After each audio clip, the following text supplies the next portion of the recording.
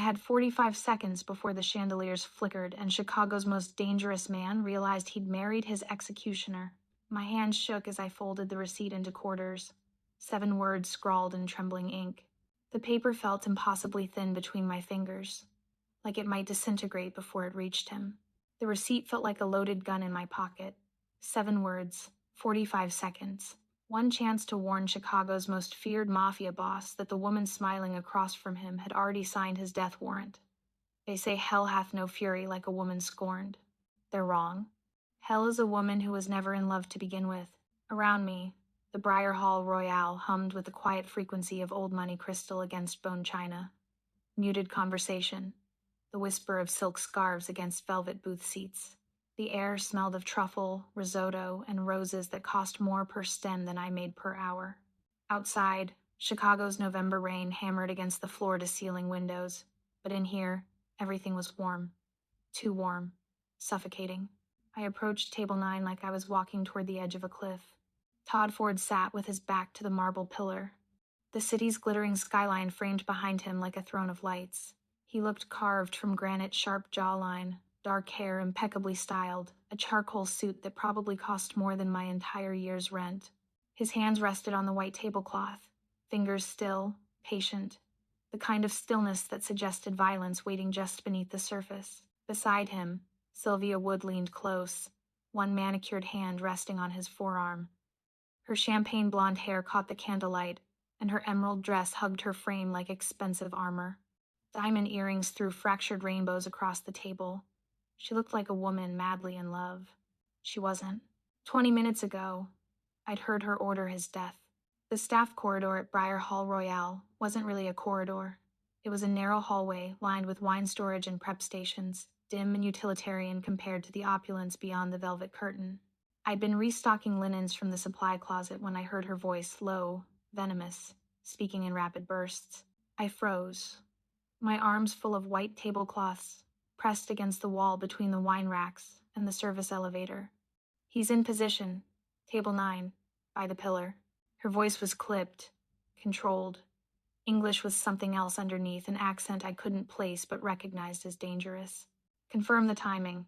Before dessert. You'll have a clean line when the lights go. My breath caught. The linens suddenly felt impossibly heavy in my arms. She switched languages then, something harsh and consonant-heavy that I couldn't understand, but the tone was unmistakable. Not a conversation, a countdown, an execution checklist. 1 at the bar, 2 near the kitchen, 1 by the coat check. You know the signal. I should have announced myself, cleared my throat, made some noise like a professional. Instead, I stood there, heart-hammering, and listened to a woman calmly arrange her husband's murder. Heels clicked against tile, moving toward me. I pressed myself deeper into the shadows, praying the dim lighting and stacked crates would hide me. Through the gap between the wine racks, I caught a glimpse of her tall, elegant, flawless in her emerald gown. Sylvia Wood, Todd Ford's wife, Chicago society's favorite power couple. She passed within 5 feet of me, her perfume lingering something expensive and floral that now smelled like a funeral wreath. The door to the dining room swung shut behind her. I stood there for 10 seconds, 15, 20, waiting for my legs to remember how to work. When I finally stepped back onto the restaurant floor, wine bottle forgotten, my brain was racing through what I'd heard. Table 9, before dessert, clean line when the lights go. 1 at the bar, 2 near the kitchen. I scanned the dining room with new eyes, my serving tray pressed against my chest like a shield. 1 man at the bar, mid-30s, dark suit, nursing a bourbon he hadn't touched in 15 minutes. He wasn't watching the Bulls game on the screen above. He was watching table 9, 2 men lingering near the kitchen entrance. They'd been there since I clocked in. Menus open, but never ordering. Both had their backs to the wall. One kept his hand inside his jacket, another near the coat check, pretending to wait for someone who clearly wasn't coming. My heart kicked against my ribs so hard I thought it might shatter bone. I looked back at table 9 at Todd Ford, laughing at something Sylvia said, completely unaware that the woman touching his hand had just orchestrated his execution. That in less than 30 minutes, When dessert arrived and everyone was distracted by the chocolate soufflés and the dimmed romantic lighting, 4 men were going to put bullets in him. I could walk away, clock out early, say I felt sick. Let whatever was about to happen just happen. Men like Todd Ford didn't end up in this world by accident. He'd earned enemies. Maybe he deserved this. But then I thought about my grandmother, dying in a county hospital because her insurance denied coverage. I thought about the nurse who'd held her hand anyway, the doctor who'd fought the system when it said no. I thought about mercy, unearned and freely given. I thought, I can't just let someone die. So I grabbed a receipt from my apron, clicked my pen, and wrote 7 words that would either save his life or end mine. Your wife isn't loyal. Run now. My reflection in the polished wine bottle looked ghost pale as I made my way to table 9. Each step felt like walking through water, time stretching and contracting. I was hyper-aware of everything, the scratch of polyester against my skin, the squeak of my non-slip shoes on marble, the way Sylvia's laugh sounded like breaking glass. Your Cabernet, Mr. Ford. My voice came out steady, professional, like I hadn't just overheard a murder plot. Like my hands weren't shaking so badly I almost dropped the bottle. I set the wine glass down on the white tablecloth, neat and precise. The red liquid caught the candlelight, glowing like blood.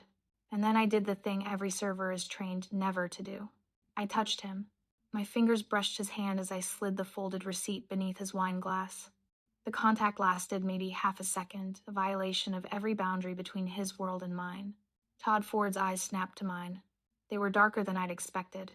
Not cold, but calculating. The kind of eyes that saw through skin and bone straight into intention. His gaze held mine for a beat too long, and I felt something shift in the air between us. He unfolded the receipt without looking down. Read it. His expression didn't change, but I saw the shift. The tightening of his jaw. The razor-sharp narrowing of his eyes. He looked up again. Not at Sylvia. At me. His expression darkened with a lethal calm, and in that heartbeat, I knew I'd just crossed a line that could never be uncrossed. Sylvia's attention swiveled toward me, her smile frozen in place, her eyes arctic. Is there a problem? I stepped back, my pulse roaring in my ears. No, ma'am. Enjoy your evening.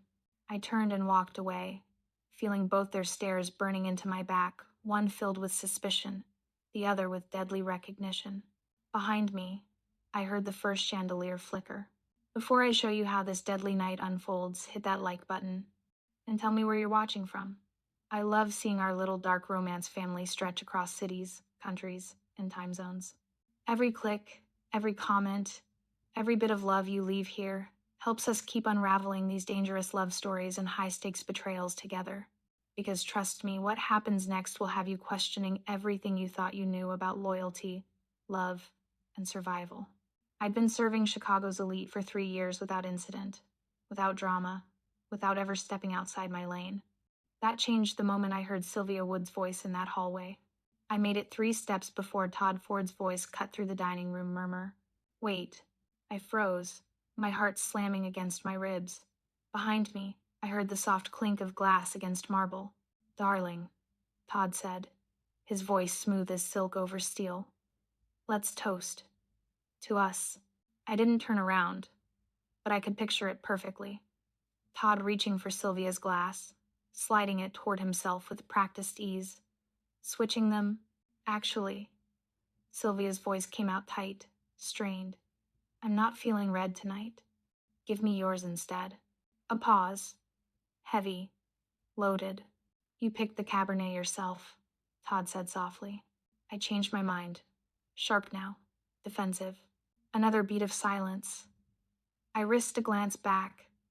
Todd's expression hadn't changed, but something in his posture had shifted, coiled, ready. He pushed her glass back toward her with one finger, his eyes never leaving her face. Of course, amor mio, he said, lifting his own glass in a toast that looked like a verdict. Sylvia's smile was brittle as cracked porcelain. I turned away before she could catch me watching, my pulse thundering in my ears. He knows. He read the note, and he knows. I crossed the dining room on autopilot, my tray clutched against my chest. The man at the bar still hadn't touched his bourbon. Our eyes met for half a second. His hand moved inside his jacket, and I jerked my gaze away, forcing myself to keep walking. Don't look. Don't react. Don't let them see that you see them. Near the kitchen entrance, the two men with the menus had positioned themselves at angles that gave them clear sightlines to table 9. One of them adjusted his jacket, and I caught the unmistakable bulge of a shoulder holster beneath expensive wool. By the coat check, a third man checked his watch for the 5th time in as many minutes. His earpiece was barely visible, flesh-toned and professional, but I'd spent 3 years watching Chicago's security details. I knew what private protection looked like. This wasn't protection. This was precision. Rose. Sylvia's voice cracked across the room like a whip. I turned slowly, schooling my expression into polite confusion. She was standing now, her champagne glass dangling from perfectly manicured fingers. A word. Now. Every instinct screamed at me to run. Instead, I walked back toward table 9, feeling like a lamb approaching a wolf den. But before I reached her, Todd rose smoothly from his seat. Actually, Rose and I need to discuss the wine service. His hand closed around my elbow, firm, unyielding, proprietary. The temperature was off. Wasn't it, Rose? I nodded mutely. Sylvia's eyes narrowed to slits. Todd, it'll just take a moment, Kara. His smile didn't reach his eyes. You know how particular I am about service. He guided me toward the bar before Sylvia could protest, his grip just shy of painful. To anyone watching, it looked like a wealthy patron berating incompetent staff. But his voice, when it came, was barely a whisper against my ear. How many? 4. I breathed. Bar, kitchen, coat check. I don't know where the 4th is. Timing? Dessert. When the lights dim. His jaw tightened. Around us, the restaurant continued its elegant charade, crystal chiming, conversation flowing, unaware that violence was coiling in the shadows. Todd's eyes swept the room with predatory calculation, cataloging exits, counting seconds, measuring distances. Stay close to me, he murmured. Do exactly what I say, when I say it. Mr. Ford, you saved my life. His fingers tightened on my elbow. Don't make me waste it. Behind us, Sylvia's heels clicked against marble, sharp and deliberate. Todd's hand moved to the small of my back, possessive, protective, as she approached. Is there a problem? Sylvia's voice could have cut diamonds. Just ensuring quality standards, Todd replied smoothly. Rose was about to fetch us a proper vintage, something special for dessert. Weren't you, Rose? I opened my mouth to respond. The chandelier above table 9 flickered once, twice. Todd's entire body tensed. His hand dropped to his side to where, I suddenly realized, a gun must be holstered against his ribs. Get down, he said quietly. Then the lights went out. The world went black. For one suspended breath, the Briar Hall Royale held its collective gasp, a room full of Chicago's elite, frozen in expensive darkness. Then the first gunshot cracked through the silence like breaking bone. Todd's arm hooked around my waist and yanked me sideways. The wine table went over with a thunderous crash, bottles exploding against marble as he dragged me down behind it. Crystal shrapnel rained over us, and I felt the hot whisper of a bullet pass where my head had been a heartbeat before. Stay down! Todd's voice was granite, his body covering mine as gunfire erupted from 3 directions at once. Screams tore through the darkness. More gunshots. The percussion of chairs overturning, tables splintering, bodies hitting the floor. I pressed my face against cold marble, my hands over my head, every nerve in my body screaming. This wasn't real. This couldn't be real. People didn't get shot in 5-star restaurants. This was Chicago's elite, not. Another bullet slammed into our overturned table. Wood splintered inches from my face. Where? Todd's hand gripped my shoulder, spinning me toward him. In the chaos and darkness, his eyes were black, feral. The shooters. Where? My brain stuttered, then caught. Bar 3 o'clock, kitchen entrance 9 o'clock, coat check. 6 o'clock. I see him. Todd's hand moved inside his jacket, emerging with a matte black pistol that looked like an extension of his body. He rose slightly, fired twice in rapid succession toward the bar. Someone screamed. Something heavy hit the floor. I caught a glimpse of the dining room between gaps in our makeshift barricade, pure pandemonium. Guests diving under tables, servers running for exits, muzzle flashes lighting up the darkness like lightning strikes. And through it all, one absence screamed louder than the gunfire. Sylvia was gone. She moved. I gasped. Before the lights, she moved away from the table. Todd's expression went arctic. Of course she did. Another burst of gunfire shredded the air above us. Todd returned fire. His movements economical, brutal, efficient. A man near the kitchen entrance went down, clutching his chest. Then I saw him, a figure moving through the chaos from the private dining alcove. Tall, dark suit, moving with the controlled precision of professional security. One of Todd's own guards. Marco, Todd's voice cut through the gunfire. Marco, northeast exit, cover. Marco raised his gun and pointed it at Todd. Time crystallized. I saw Todd's face shift from recognition to understanding to pure, cold fury in the space of a heartbeat. She paid better, Capo, Marco said, his voice almost apologetic. Nothing personal, just. Todd moved, one fluid motion rising, pivoting, firing. 3 shots so close together they sounded like one. Marco's body jerked backward, his gun clattering to the marble, his expression frozen in surprise. He crumpled without another word. God damn it. Todd's voice was raw, ragged. God damn her. More gunfire erupted from the kitchen, sustained now, professional, coordinated. The remaining shooters were closing in, using the chaos as cover. Todd grabbed my arm, hauling me to my feet. Service hallway. Now. I can't. You can. He dragged me forward, his body between me and the gunfire, moving low and fast. Guests screamed around us, stampeding toward the main entrance. We went the opposite direction, toward the staff corridor where this nightmare had begun. A bullet punched through the velvet curtain beside my head.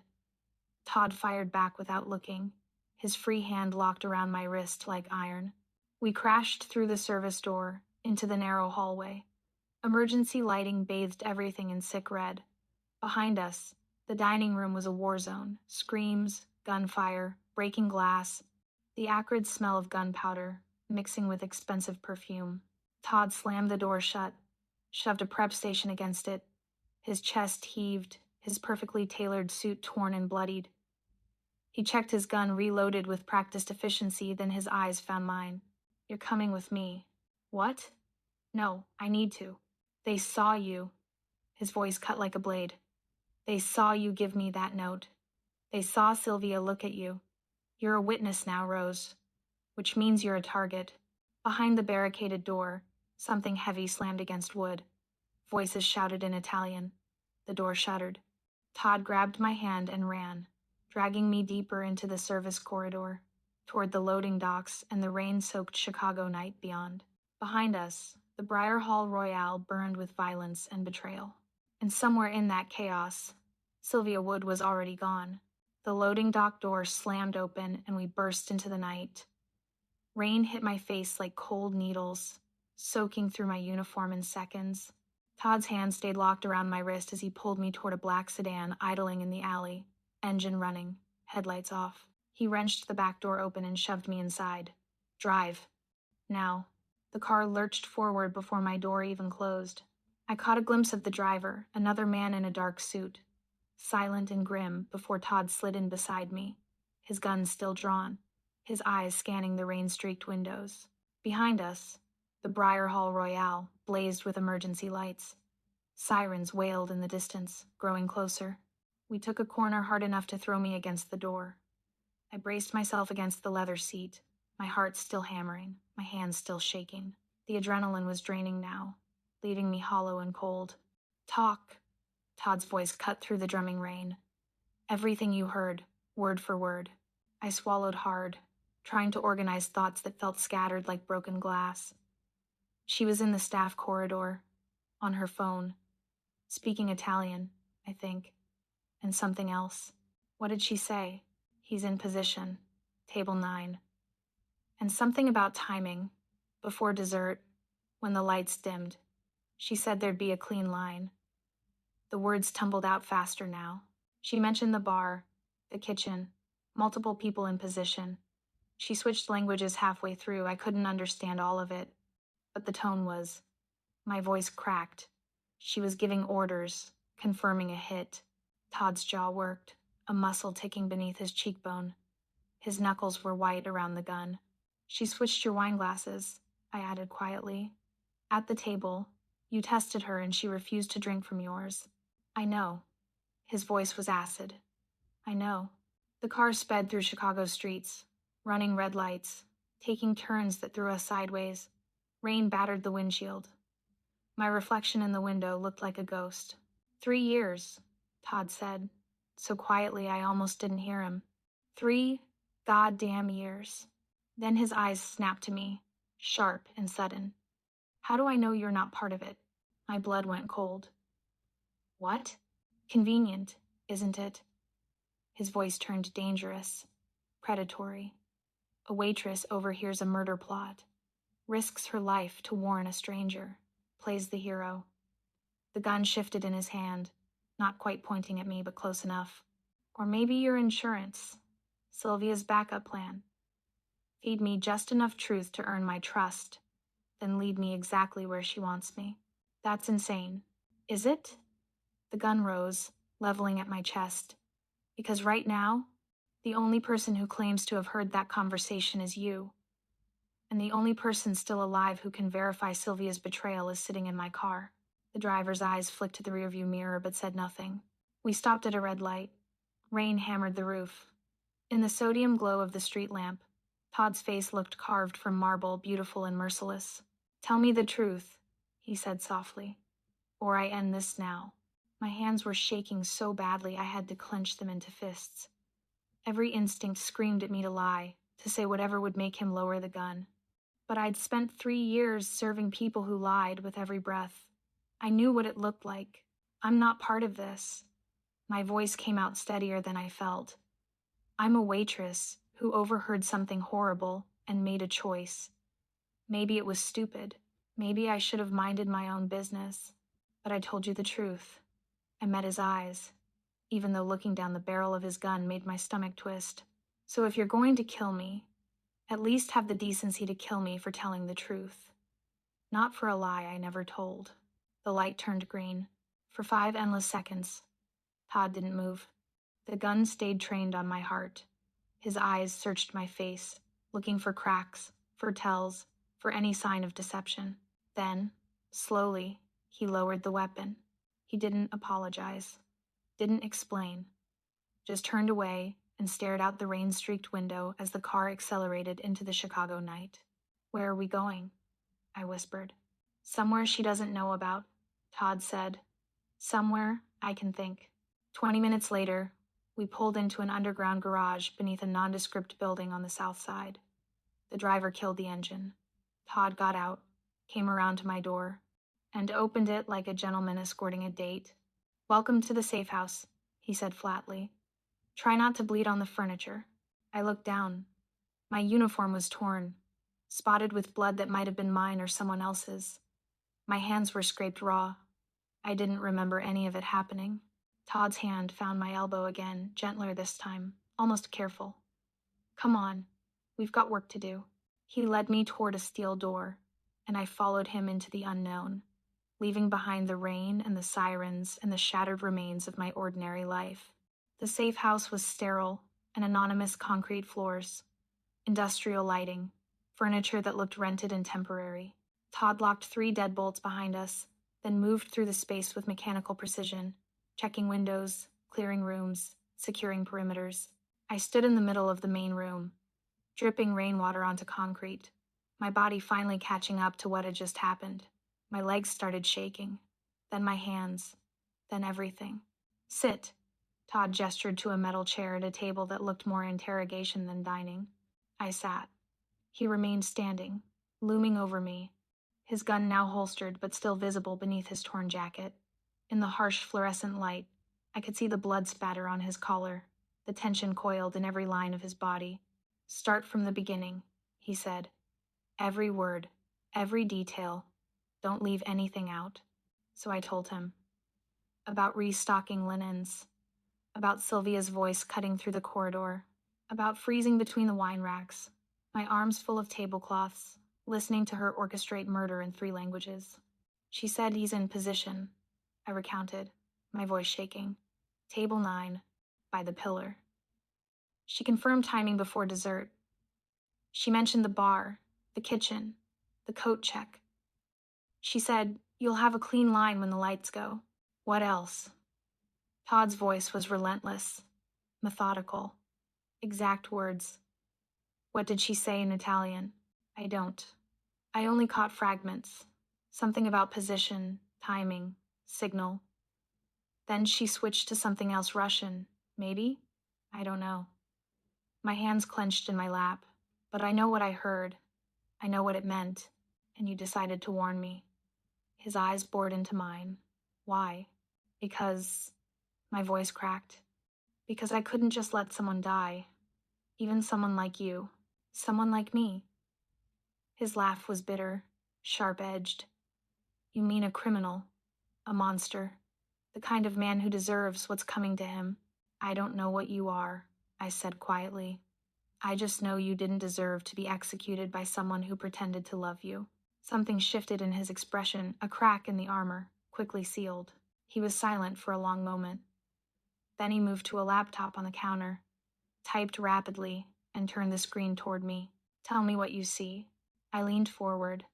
Documents filled the screen, scanned files, bank records, background checks. A photo of Sylvia, younger, different hair, different name. Sylvia Volkov, Todd said flatly. Born in Moscow, raised in Brooklyn. Father was Bratva Russian mob.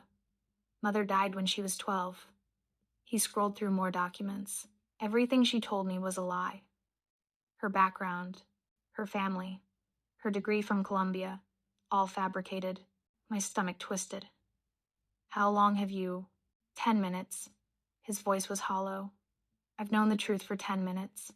More documents appeared, wire transfers, coded communications, photographs of Sylvia meeting with men I didn't recognize, dates spanning years. She didn't just betray me tonight, Todd continued, his voice getting quieter, more dangerous. She's been betraying me since the day we met. Every conversation, every touch, he stopped, his jaw clenched so tight I thought it might crack. I stared at the screen, at the evidence of a deception so complete it was almost beautiful in its cruelty. The Kozlov Syndicate, Todd said, pointing to a name on a document. My oldest rivals. They've been trying to take me down for a decade. He scrolled to bank transfers, millions of dollars, spread across accounts, dated over 3 years. Sylvia's been on their payroll since before I met her. She was planted, I whispered. She was planted. He slammed the laptop shut. Our entire relationship, our marriage, all of it was a setup. A long con to get close enough to destroy me from the inside.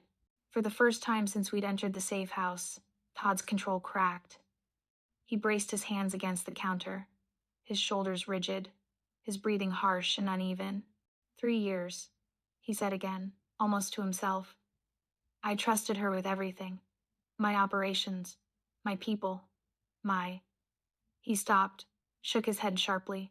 She knew every vulnerability, every weakness. She spent 3 years mapping my empire so she could burn it to the ground. I stayed silent, watching this dangerous man process a betrayal that went deeper than bullets. When he finally turned back to me, his eyes were cold and clear and utterly merciless. I'm going to end her, he said quietly. Not quickly, not cleanly. I'm going to dismantle everything she built, everyone she bought, every piece of this conspiracy. His voice dropped to something lethal and final. And then I'm going to make sure she understands exactly what it costs to betray me. I should have been terrified. Instead, I just felt tired. What do you need from me? I asked. Todd studied me for a long moment. Then, unexpectedly, he pulled out the chair across from me and sat. The truth, he said. You've already given me that. Now I need you to stay alive long enough to testify to it. Testify. Sylvia's watching, Todd said. She'll know I survived, and she'll know you helped me. His eyes held mine. That makes you a target. The only witness who can confirm her betrayal to my organization. She'll come for you. My mouth went dry. So what do I do? You stay with me, Todd said flatly. Until this is finished. Outside, thunder rumbled. Inside, I realized I'd just agreed to stay in hell. Todd worked through the night like a man possessed. I watched from the corner of the safe house, wrapped in a blanket someone had brought me, as he moved between laptops, phones, and stacks of documents that appeared with each new arrival. Men in dark suits came and went. Todd's people, I assumed, delivering files, whispering reports, receiving clipped orders. None of them looked at me. I might as well have been furniture. Castellano's dead, one man reported, his voice flat. Found in his car 2 hours ago. Single shot to the head. Todd's expression didn't change. Who else? Chen. Rodriguez. Possibly Dimitri. He's not answering his phone. Sylvia had their names. Todd's voice was ice. She knew exactly who to eliminate first. He pulled up a document on his laptop, an organizational chart, intricate and detailed. As I watched, he began marking names with red X's. 1, 2, 5, 10. These are my lieutenants, he said, not looking at me. The men who run my operations. Sylvia knew all of them. She had dinners with their families, attended their children's baptisms. And now, he marked another X. They're being systematically eliminated. How many? I asked quietly. 15 dead, 8 missing, 3 confirmed, turned. He scrolled through more files. She didn't just plan to kill me. She planned to decapitate my entire organization in one night. Another man entered, this one older, with silver hair and a scar bisecting his left eyebrow. The River Street warehouse was hit. They took everything. Records, inventory, cash reserves. Knew exactly where the cameras were. Sylvia gave them the security codes, Todd said flatly. What else? The offshore accounts. Someone's been skimming for months. Small amounts, nearly invisible. But the man laid out spreadsheets. We're talking 8 million, minimum. Todd's hand clenched into a fist. She had full access to my financials. Every account, every holding. He looked up, his eyes deadly. She wasn't just betraying me. She was robbing me blind while she did it. The pieces were falling into place, each one more damning than the last. Sylvia hadn't just infiltrated Todd's life, she'd embedded herself into every corner of his empire. Learning, mapping, preparing. 3 years of meticulous espionage. The Kozlov Syndicate has everything now, Todd said, staring at the marked-up organizational chart. My structure, my people, my safe houses.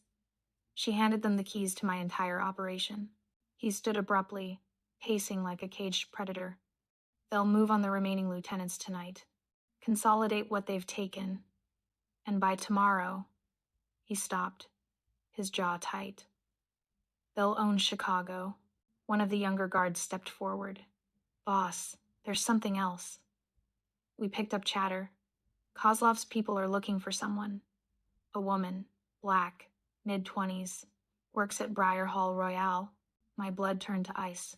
They're calling her a witness, the guard continued. Orders are to find her and eliminate her. They've already sent people to her apartment.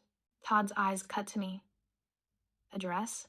3247. South Halsted, I whispered. Apartment 4B. He nodded to the guard. Get someone there. If Sylvia's people are watching, I want to know about it.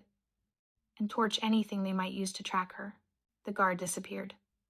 Todd turned to 2 others waiting by the door. She's under my protection now. Assign a detail. 2 men, minimum. She doesn't go anywhere alone. Yes, sir. And make it clear to everyone. Todd's voice dropped to something lethal. Rose Lesser is my asset. Anyone who touches her answers to me. The men nodded and took positions outside the door. I stared at Todd, my mind struggling to process the shift. I'm your asset? My voice came out sharper than intended. You're a target, Todd corrected, his tone businesslike. Sylvia knows you warned me. That makes you a liability to her operation. She'll want you dead before you can talk. Talk to who? I'm a waitress, not, you're a witness. He cut me off. The only person besides me who can testify that Sylvia orchestrated the hit. That makes you valuable. His eyes held mine. And in my world, valuable things need protection. I pulled the blanket tighter around myself, suddenly cold despite the room's warmth. So this is just strategy? Protecting an investment? This is survival. Todd returned to his laptop, already dismissing me. Yours and mine. Then why? The question burst out before I could stop it. Why drag me out of that restaurant? Why not just leave me there? Todd's fingers paused over the keyboard. For a moment, he didn't answer. Then he looked up, his expression unreadable. You saved me, he said simply. That makes us square. He returned to his work. For now. It wasn't gratitude. It wasn't warmth. It was a transaction, cold, calculated, and brutally honest. But it was also the truth. And somehow, that was more reassuring than any promise would have been. Dawn broke gray and cold over Chicago. I dozed fitfully in a chair, jerking awake at every sound, while Todd remained at his laptop like a man conducting an autopsy on his own life. Now, as pale light filtered through the safe house windows, he went completely still. Jesus Christ. I sat up, my neck stiff, my body aching. What? Todd didn't answer. He just stared at the screen, his face drained of color. Then, slowly, he turned the laptop toward me. Read. It was an email intercepted, according to the header sent from Sylvia's private account to someone named Volkov. The message was brief, clinical, triumphant. Package will be delivered tonight. Transition complete by Sunday. Legal documents finalized. Board meeting scheduled Monday, 10 a.m. Full merger approved. Chicago territory transfers to Volkov Ford Holdings under Widow's Clause. He gave me everything. He never saw it coming. My stomach dropped. Widow's Clause? Todd pulled up another file, legal documents, dense with clauses and signatures, marriage certificate, updated will, power of attorney, corporate bylaws for dozens of shell companies I'd never heard of, all of them naming Sylvia Woodford as sole beneficiary and controlling partner. She made me sign these over the past year, Todd said, his voice hollow. Told me it was estate planning, tax optimization, protecting assets in case of federal investigation. He laughed, sharp and bitter. I signed every goddamn one. I scanned the documents, my waitressing background useless against the legal jargon. But even I could see it, the careful architecture of a takeover. Sylvia hadn't just infiltrated Todd's criminal empire. She'd systematically positioned herself to inherit it. If you die, she gets everything, I said slowly. Your businesses, your accounts, my entire syndicate. Todd's hands clenched. Legitimately, legally, she'd become the widow of a murdered crime lord. And every asset I've built would transfer to her control. He scrolled through more files, and then she merges it with Kozlov's operation, creates the largest criminal organization in the Midwest, all perfectly legal on paper. That's why she couldn't just have you killed quietly, I realized. She needed witnesses. She needed it public enough to establish your death, but controlled enough that she'd survive. A tragic restaurant shooting. Todd's voice was acid. The grieving widow. The sympathetic press coverage. And meanwhile, she'd already eliminated my key lieutenants, transferred my liquid assets, and positioned herself to absorb everything I built. He pulled up another document, an invitation, embossed and elegant. You are cordially invited to the Sylvia Woodford Legacy Foundation Gala. Tomorrow evening, 7 p.m., the Ambassador Hotel. Join us as we honor the memory and vision of Todd Ford, whose legacy will live on through continued commitment to Chicago's future. The room went silent except for the hum of the laptop. She's hosting a gala, I said, disbelief making my voice flat. Tomorrow night, for your legacy, for her coronation. Todd's eyes were black with fury. She's already announced my death, already positioned herself as my grieving widow. This gala, he tapped the screen, isn't a memorial. It's a power play. Every syndicate head in Chicago will be there. Every dirty politician. Every person who matters in the underworld. She's going to announce the merger, I whispered. She's going to consolidate power. Todd stood, pacing. In front of everyone who matters, she'll present herself as my legitimate successor, the wife who inherited the empire, the bridge between Kozlov and Ford operations. And by the time the night ends, she'll control everything. I watched him move, watched the lethal calculation returning to his eyes. This wasn't grief anymore. This was war. So what do we do? I asked. Todd stopped pacing, turned to me. We? You think I'm just going to hide in a safe house while she takes over Chicago? Something hot and reckless rose in my chest. She tried to have you killed. She's murdered dozens of people. She's about to make herself queen of the criminal underworld. I stood, facing him, and she's doing it all publicly, with witnesses and legitimacy, and I stopped. You need to do the same. What? Take her down publicly. The idea crystallized as I spoke. Not in some alley, not quietly. She wants an audience? Give her one. Show up at that gala alive. Expose her in front of everyone she's trying to impress. Destroy her the same way she tried to destroy you with witnesses. Todd stared at me like I'd grown a second head. Then, slowly, something dangerous curved his mouth. You want me to crash my own memorial gala? I want you to make her watch her entire plan collapse in real time, I said, in front of every person whose respect she needs to make this work. For a long moment, Todd said nothing. Then he returned to his laptop, pulling up files, making calculations, his mind already working through logistics. If she wants an audience, he said quietly, his voice cold as winter, she'll get one. He looked up, his eyes meeting mine. Get some rest. Tomorrow night, we go to war. 3 years of lies. 3 years of calculated deception. And Rose is standing in the middle of a war she never asked to fight.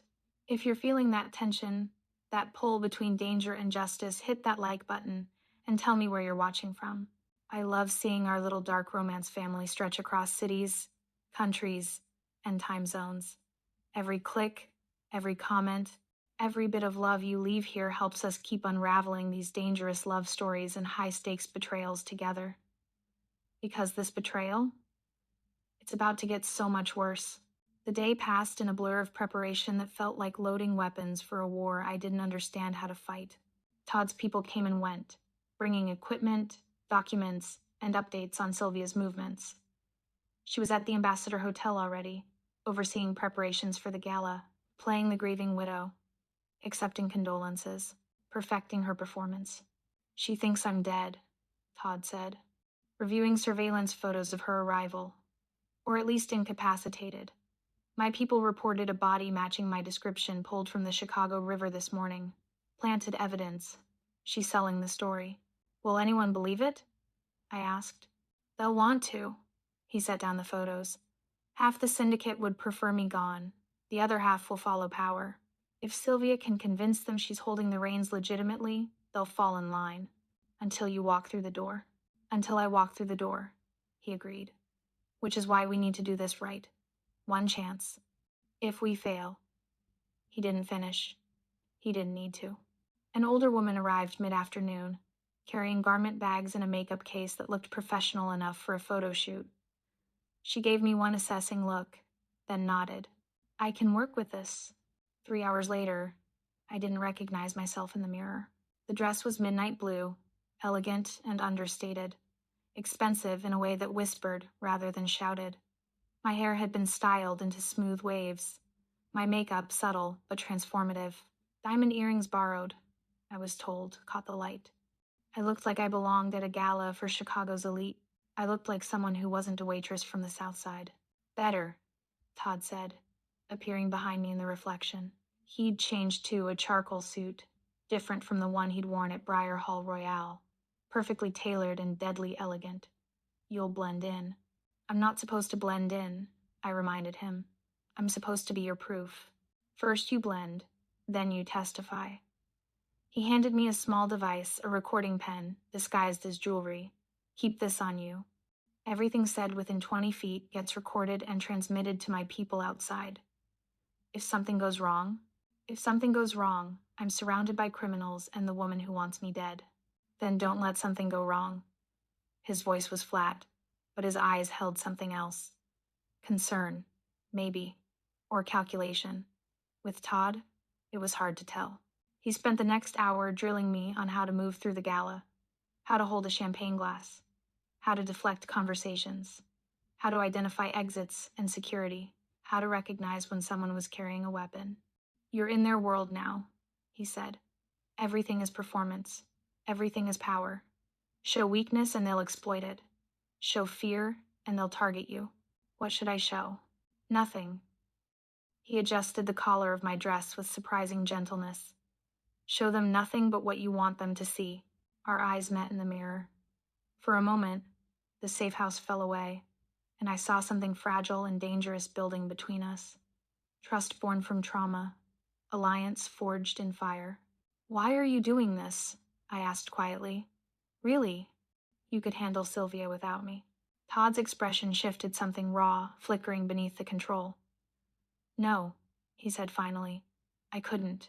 Without you, I'd be dead on a restaurant floor, and Sylvia would be exactly where she planned to be.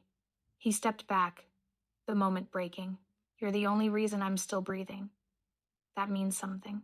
Debt, I said. Like you said. We're square. Maybe. He turned toward the door, then paused. Or maybe I just don't want to watch someone else get destroyed by her lies. Before I could respond, one of his guards appeared. Cars are ready. Boss. Todd nodded, then extended his hand toward me. Not a command. An invitation. Ready? I thought about Sylvia orchestrating murder while wearing diamonds. About the men who died at Briar Hall Royale. About the life I'd left behind the moment I scribbled 7 words on a receipt. Ready, I said, taking his hand. We descended to the underground garage. 2 black sedans waited, engines running. Todd's people moved with military precision, checking weapons, confirming communications, reviewing the plan one final time. Todd helped me into the first car, sliding in beside me. The door closed, sealing us in leather and darkness and the weight of what we were about to do. Remember, he said as we pulled onto Chicago's rain-slicked streets. In there, you're not Rose Lesser, waitress. You're Rose Lesser, witness. The woman who knows Sylvia's secrets. The proof that destroys her empire. And you? His smile was cold and sharp as broken glass. I'm the ghost at the funeral. The Ambassador Hotel rose ahead of us, blazing with light, its entrance crowded with limousines and Chicago's most dangerous elite. Todd squeezed my hand once. Stay close. Trust no one.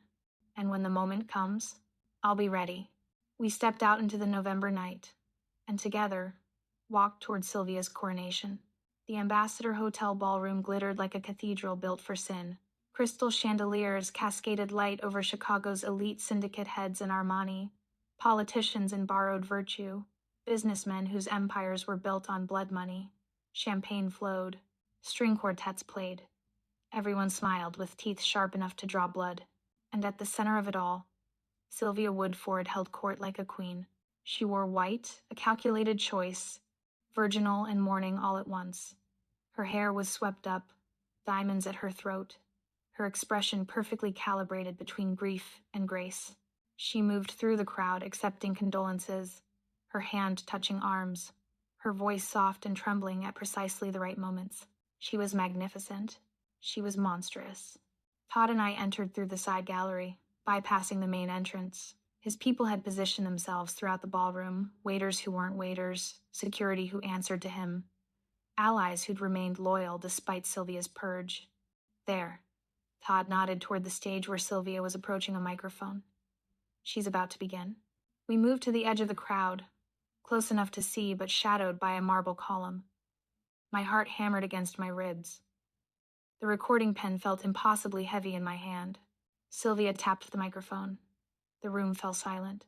Thank you all for coming, she began, her voice carrying perfectly across the ballroom. Tonight, we gather to honor a man who shaped this city. Todd Ford was... She paused, her eyes glistening with what might have been tears. My husband, my partner, my love. I felt Todd tense beside me, his jaw clenched so tight it could crack stone. Todd's vision for Chicago will not die with him, Sylvia continued. His work, his empire, his legacy, all of it will continue under new leadership. A leadership that unites what was divided. That builds bridges between. That's enough. Todd's voice cut through the ballroom like a blade through silk. The room went deathly silent. Heads turned. Champagne glasses froze halfway to lips. And on stage, Sylvia's face drained of every drop of color. Todd stepped out from behind the column, and the crowd parted like the Red Sea. He walked toward the stage with lethal grace, his eyes never leaving Sylvia's face. Someone gasped. Someone else swore. A woman near the back screamed. "Hello, amor mio," Todd said, his voice carrying across the shocked silence. "Miss me?" Sylvia's mouth opened, closed. Her hand gripped the microphone stand like it was the only thing keeping her upright. "Todd," her voice cracked. You're alive. Disappointed?" He reached the stage, climbing the steps with predatory calm. "I imagine this complicates your coronation." The ballroom erupted into whispers, but Todd raised his hand and silence crashed down again. "For those who don't know," Todd said, addressing the crowd, "my loving wife tried to have me killed 2 nights ago at Briar Hall Royale. She coordinated a hit with the Kozlov Syndicate, eliminated my lieutenants, and planned to inherit my empire as the grieving widow. That's insane." Sylvia's recovery was impressive, her voice steadying, her expression shifting to wounded confusion. "Todd, you're clearly traumatized. You need help. You need evidence?" Todd pulled a flash drive from his pocket, held it up. "Bank transfers, intercepted communications, forged documents giving you control of my assets. 3 years of systematically positioning yourself to steal everything I built." He plugged the drive into the presentation laptop. The screens flanking the stage blazed to life emails, wire transfers, surveillance photos, recordings, Sylvia's voice, caught in damning clarity, coordinating the hit. The ballroom exploded into chaos. "She's Kozlov's daughter," Todd announced over the noise. "Planted in my life to destroy me. Everything, our marriage, her background, her identity, all of it was a lie designed to steal my empire." Sylvia's mask finally cracked. Her grief vanished, replaced by something cold and calculating and utterly venomous. "You can't prove any of this," she hissed. "I have a witness," Todd gestured, and I stepped forward, my legs shaking but my voice steady. "Rose Lesser. She overheard you giving orders in the staff corridor. She warned me. She's the only reason I'm alive." Sylvia's eyes locked on mine, and I saw my death written in them. "Then I'll just have to finish what I started." Her hand moved inside her clutch. I saw the glint of metal, saw the gun rising, pointing not at Todd but at me, eliminating the witness, even if it meant destroying herself in the process. Time crystallized. Todd moved, reaching for his own weapon. Sylvia's finger tightened on the trigger, and I lunged forward, grabbing a champagne bottle from the nearest table and swinging it with every ounce of strength I had. The bottle connected with Sylvia's wrist with a sickening crack. The gun fired the bullet going wide, embedding in the ceiling. Crystal rained down as Sylvia screamed, clutching her shattered wrist. Todd's people swarmed the stage. Sylvia went down beneath a wave of security, her white dress staining red, her screams echoing through the ballroom. "Federal agents, nobody move." The FBI poured through the doors, Todd's final card, played at exactly the right moment. They'd been listening, recording, waiting. Now they swept through the ballroom, arresting Kozlov's people, securing Sylvia, dismantling the conspiracy in real time. Todd appeared at my side, his hand finding mine. "You saved me again." 3rd time I managed, my voice shaking. "Who's counting?" Around us, Chicago's criminal elite scattered like roaches in sudden light. On stage, agents hauled Sylvia to her feet, reading her rights while she spat venom and threats and promises of revenge. From a waitress trying to survive to a woman standing in the wreckage of Chicago's criminal empire, Rose Lesser's life will never be the same. If this story grabbed you, If you felt every heartbeat and every bullet, hit that like button. And tell me where you're watching from. I love seeing our little dark romance family stretch across cities, countries, and time zones. Every click, every comment, every bit of love you leave here helps us keep unraveling these dangerous love stories and high-stakes betrayals together. Tell me in the comments, would you have warned him? Now, here's how it ends. I'm counting, Todd said quietly. He turned to me, his eyes holding something I couldn't quite name. You warned me once. You saved my life twice. His hand tightened around mine. You don't walk away from that. What does that mean? It means you're not disappearing back to the south side like none of this happened. His voice was firm, possessive, laced with something that might have been protectiveness. You're in my world now, Rose, for better or worse. I should have argued, should have demanded my normal life back. Instead, I looked at the wreckage around us, at Sylvia being dragged away in handcuffs, at the empire collapsing, at the chaos and danger and impossible truth of it all. For better or worse, I echoed. Todd's smile was small, dangerous, and entirely real. Welcome to the Syndicate.